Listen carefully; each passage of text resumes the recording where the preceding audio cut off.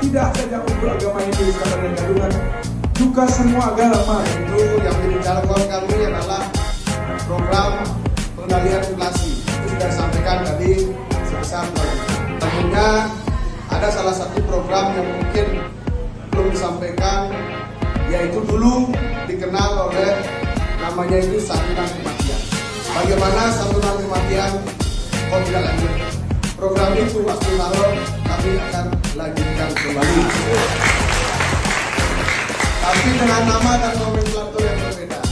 Apresiasi kepada masyarakat yang taat administrasi.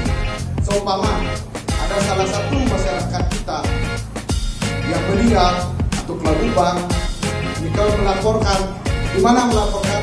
Di Dinas Catatan Sipil. Nah, sehingga Bapak Ibu hadirin akan mendapatkan bantuan itu sebesar 10 juta rupiah.